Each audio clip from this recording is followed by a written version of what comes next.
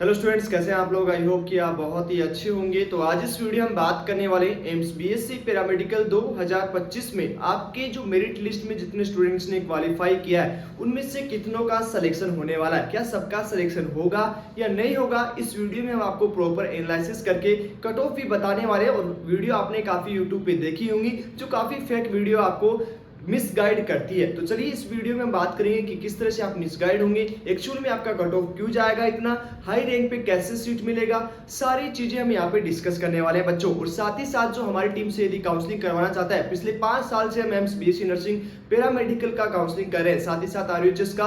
तो यदि आप हमारी टीम से काउंसलिंग करवाना चाहते हो तो नीचे आपको व्हाट्सएप नंबर स्क्रीन पे दिए हैं, वहां से आप हमारी टीम से काउंसलिंग करा सकते हो। तो चलिए वीडियो को स्टार्ट कर सकते हैं। एम्स बीएससी नर्सिंग में हमारे जितने भी पेड काउंसलिंग के स्टूडेंट सिलेक्टेड हुए हैं सबको सबसे पहले उन सभी फैमिली मेंबर्स को, हमारे फैमिली मेंबर्स को और उनके पेरेंट्स को बहुत बहुत शुभकामनाएं जो आपने एक अच्छी कॉलेज में आपको फर्स्ट राउंड में ही सीट अलॉटमेंट हो चुका है। लगभग यहाँ पे हम बात करेंगे 170 स्टूडेंट्स को, हमारे पेड काउंसलिंग के स्टूडेंट्स को सीट अलॉटमेंट हो चुकी है। तो चलिए वीडियो को स्टार्ट करते हैं और इस वीडियो में हम बात करेंगे एम्स पैरामेडिकल का। वीडियो को बच्चों लास्ट तक देखिएगा ताकि आपको हर एक चीज समझ में आ जाए, क्यों हाई रैंक पे आपको कट ऑफ जाएगा और कौन सा कोर्सेस है आपको मिल सकता है। और यदि आपको हमारी टीम से काउंसलिंग कराना चाहते हो तो नीचे आपको नंबर दिख रहा होगा, उससे हम कांटेक्ट कर लीजिएगा। ओके, एम्स बीएससी पैरामेडिकल की हम यहाँ पे बात कर रहे हैं, एम्स बीएससी पैरामेडिकल। ओके, अब यहाँ पे ध्यान से देखिएगा आपको क्या करना है। सबसे पहले आपका रिजल्ट जारी किया गया, आपने एंट्रेंस एग्जाम दिया किस जुलाई को, 13 जुलाई को आपने एंट्रेंस एग्जाम दिया। ओके, ध्यान से सुनिएगा,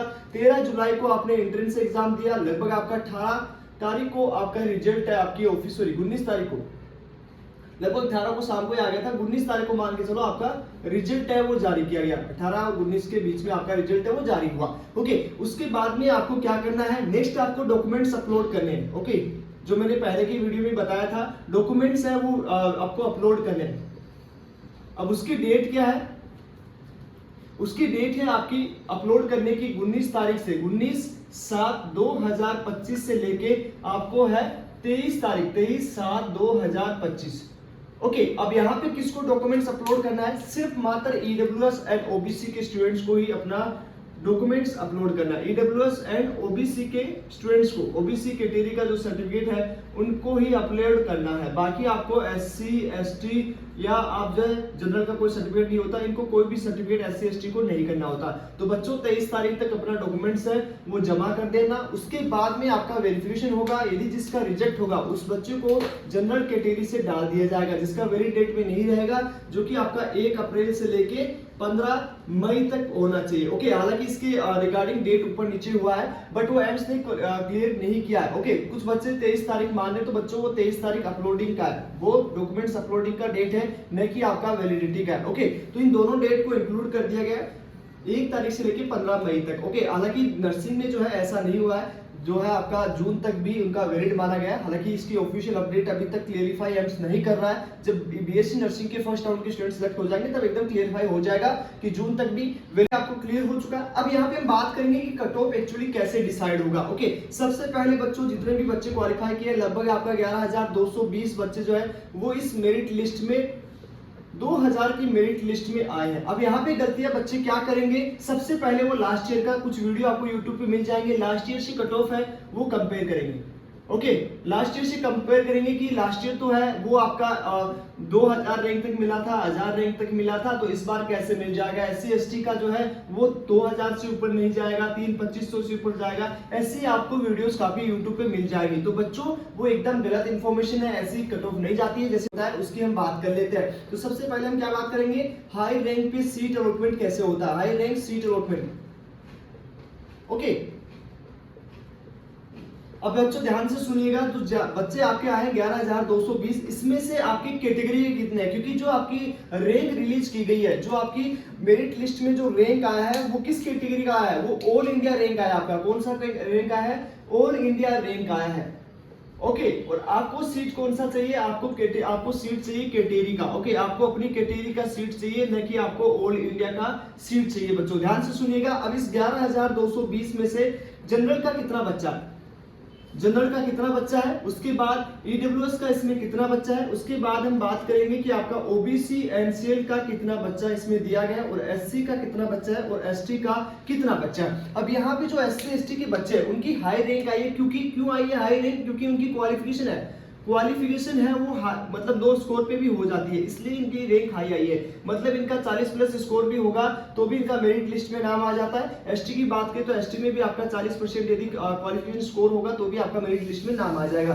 तो यहाँ पे क्या होगा, बच्चा हाई रैंक पे क्वालिफाई हो जाता है। क्यों क्वालिफाई हो जाता है, इनका जो है रैंक हाई क्यों आती है, क्योंकि यहाँ पे जो बच्चे हैं जनरल के बच्चे हैं उनकी संख्या बढ़ जाती है। अब यहाँ पे जनरल की बात करेंगे तो इन 11,220 में से लगभग 4,550 के आसपास, मैंने पहले भी वीडियो में बताया था, उसके रिगार्डिंग हमने डाटा क्लियर किया था कि 4,000 लगभग यहाँ पे हमने पहले से डाटा इंक्लूड कर लिया है। लगभग यहाँ पे आप देखोगे जनरल में 4,583, जनरल में 4,583 स्टूडेंट है वो जनरल कैटेगरी से इसमें क्वालिफाई किए, किसमें, मेरिट लिस्ट में। उसके बाद में ईडब्ल्यूएस की बात करें तो ईडब्ल्यूएस में जो स्टूडेंट क्वालिफाई हुआ है लगभग यहाँ पे आप देख सकते हो 942 स्टूडेंट ही मात्र इसमें मेरिट लिस्ट में नाम आया। ओके, उसके बाद में ओबीसी एनसीएल की बात करें तो ओबीसी एनसीएल में भी लगभग जो है 4,435 स्टूडेंट है उन्होंने क्वालिफाई किया है, किसमें, मेरिट लिस्ट में। अब बच्चों यहाँ पे कट ऑफ कैसे डिसाइड होती है, अब यहाँ पे एससी की बात करें तो एससी में लगभग यहाँ पे आप देखोगे तो 1,000, ओके, यहाँ पे 1,000 मात्र बच्चे इंक्लूड हुए, 1,045।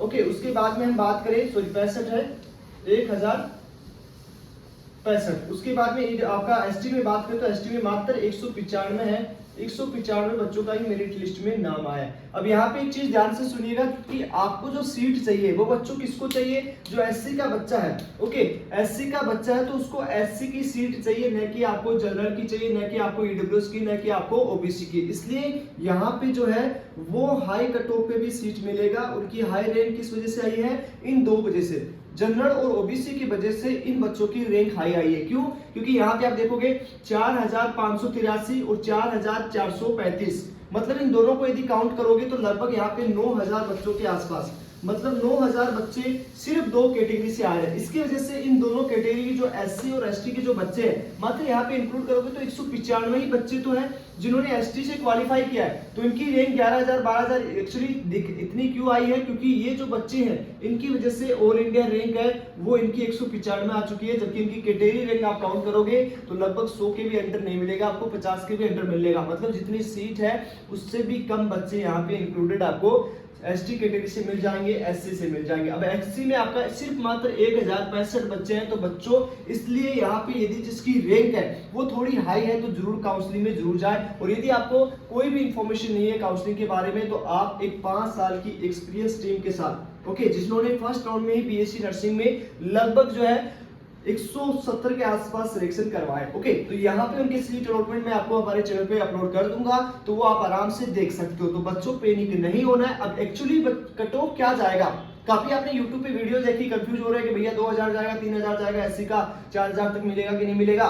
तो बच्चों इससे कंफ्यूज नहीं होना है। अब एक्चुअल में हम कट ऑफ की बात करेंगे कि एक्चुअल कट ऑफ आपकी रियल में क्या जाने वाली है और क्या इसका फिट रहेगा। अब यहाँ पे जो ओबीसी एनसीएल का बच्चा है और ईडब्ल्यूएस का बच्चा है, इनके पास यदि वैलिड सर्टिफिकेट नहीं होगा तो इनका रिजेक्ट होके इन दोनों बच्चों को रिजेक्ट करके जनरल में डाल दिया जाएगा। तो ये चीज ध्यान में रखना कि ये जो बच्चे हैं स्पेशली जो जनरल के जो अपना वैलिड सर्टिफिकेट नहीं दे पाएंगे उन सबको जनरल में काउंट कर दिया जाएगा। तो ये चीज ध्यान में रखना, जो भी एससी एसटी का बच्चा है वो इस चीज को ध्यान में रखना कि आपको हाई रैंक आई तो घबराना नहीं है, और जो ओबीसी ईडब्ल्यूएस के पास वैलिड सर्टिफिकेट है तो उनको भी घबराना नहीं है। एक बार बच्चों काउंसलिंग में जरूर जाना है। अब यहाँ पे और क्या चीज इफेक्ट कर सकती है, अब जितने भी यहाँ पे बच्चे इंक्लूड हुए, ओके, जितने बच्चे इंक्लूड हुए क्या वो सभी यहाँ पे काउंसलिंग में पार्टिसिपेट करेंगे? नहीं। जो टॉप रैंक बच्चे हैं वो कहीं ना कहीं नीट में, बीएससी नर्सिंग में, आरएचएस में, कोई ना कोई स्टेट एग्जाम में पहले ही ऑलरेडी जो है आपका एडमिशन ले चुके हैं। तो पैरामेडिकल को वो लास्ट में ऑप्शंस में रखते हैं। ओके, ऑप्शन है वो में ऑप्शन में इसको रखा जाता है। ओके, तो ऑप्शन में इसको रखा जाता है। तो बच्चों जो भी आपकी रैंक आई है, ओके, वहां तक आप काउंसलिंग में जरूर पार्टिसिपेट करो। यदि आप काउंसलिंग में पार्टिसिपेट नहीं करोगे तो आपको वैसे भी 100% सीट नहीं मिलेगा। कुछ बच्चे काउंसलिंग में चॉइस फिलिंग में गलतियां करेंगे, कुछ कैसे करेंगे। तो एक्चुअली आपका अब फाइनल कट ऑफ क्या जाने वाला है, फाइनल कट ऑफ क्या जाएगा उसकी बात कर लेते हैं। ओके, तो फाइनल कट ऑफ क्या जाएगा, फाइनल कट ऑफ क्या जाने वाला है। ओके, अब उसके लिए आप यदि जनरल से बिलोंग कर रहे हो, यदि आप ओबीसी से बिलोंग कर रहे हो, यदि आप ईडब्ल्यूएस से बिलोंग कर रहे हो, और यदि आप एससी से बिलोंग कर रहे हो और एसटी से बिलोंग कर रहे हो, तो कितनी आपकी रैंक होनी चाहिए जिससे कि इस साल 2025 में आपको सीट अलॉटमेंट हो जाए। ओके, तो अब ध्यान से सुनिएगा बच्चों, यहाँ पे जनरल में यदि आपकी रैंक 2 से 2K से 3K के बीच में है, मतलब 2000 से 3000 के बीच में है, तो आप एक बार काउंसलिंग में जरूर पार्टिसिपेट करो।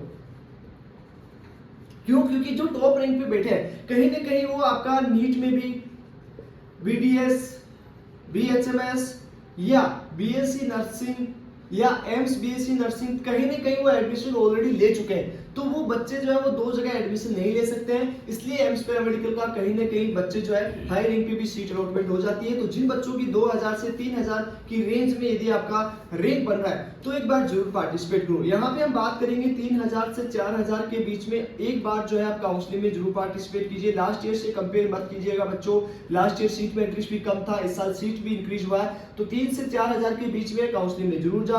4 से 5000 के बीच में है तो काउंसलिंग में बच्चों जरूर जाना है। ओके, आप यदि काउंसलिंग में नहीं जाओगे, पूरी साल मेहनत करते हो, काउंसलिंग में भी पार्टिसिपेट नहीं करते हो, फालतू वीडियोस देख के फिर मिसगाइड हो जाते हो, फिर वो आपका एक साल बर्बाद होने में मात्र एक वीडियो आपको लगता है, वो एक वीडियो आपका पूरी साल बर्बाद कर देता है। तो ऐसे वीडियोस मत देखिए जहां पे आपको सही इंफॉर्मेशन नहीं दी जाती है बच्चों। एससी की बात करें तो एससी में यदि आपका रैंक है 7000 से लगभग 9000 के बीच में है तो काउंसलिंग में बच्चों एक बार जरूर पार्टिसिपेट कर लेना, काउंसलिंग में एक बार जरूर जाना। ओके, एसटी की बात करें तो 10 से 11000 के बीच में भी यदि आपका रैंक है तो एक बार जरूर काउंसलिंग में जाओ, क्योंकि यहाँ पे ओनली 195 स्टूडेंट्स ने क्वालिफाई किया है। तो आपको अपनी कैटेगरी के बच्चे देखने हैं, न कि आपको इन 2 कैटेगरी के बच्चे, क्योंकि इन 2 कैटेगरी के मिला के बच्चे 9,000 के आसपास है। तो बच्चों पैनिक नहीं होना है, ठीक है। और इनका 1045 के आसपास बच्चे, तो इनको आपको कॉम्पिटिशन है, आपको फाइट है वो एससी के बच्चों से करनी है, न कि आपको इन तीनों कैटेगरी से। तो बिल्कुल आपको समझ में आ चुका होगा। बाकी यदि आपको हमारी टीम से काउंसलिंग कराना चाहता है, जो छोटा सा चार्ज करती है 800 रुपीज, जिसमें आपका कंप्लीट तीनों राउंड की काउंसलिंग हमारी टीम की रिस्पॉन्सिबिलिटी होती है। कोई भी आपको यदि मन हो कि फ्रॉड उतर रहा होगा, ऑनलाइन है, हम ट्रस्ट कैसे करें, तो आप व्हाट्सएप पे बात कर लीजिए, हमारी टीम आपको रिस्पॉन्स दे देगी। और उसके साथ ही साथ जितने भी हमारे बच्चे हैं जो नर्सिंग में सिलेक्ट हुए हैं, फर्स्ट ऑफ ऑल मैं सबको हमारे दिल से, हमारी पूरी टीम की तरफ से शुभकामनाएं दूंगा कि आपने पहले राउंड में आपको सीट मिली, आपका फैमिली बहुत खुश होगा और आपको जो भी कॉलेज अलॉट हुआ है उस कॉलेज में आप जाए और वहां पे अपना एडमिशन प्रोसेस कंप्लीट करवा लीजिएगा। हमारी टीम आपको लास्ट तक सपोर्ट करेगी, चाहे वो नर्सिंग के स्टूडेंट हो चाहे अदर काउंसलिंग के स्टूडेंट हो। तो मिलते हैं आपको नेक्स्ट वीडियो में, तब तक के लिए बाय बाय, टेक केयर।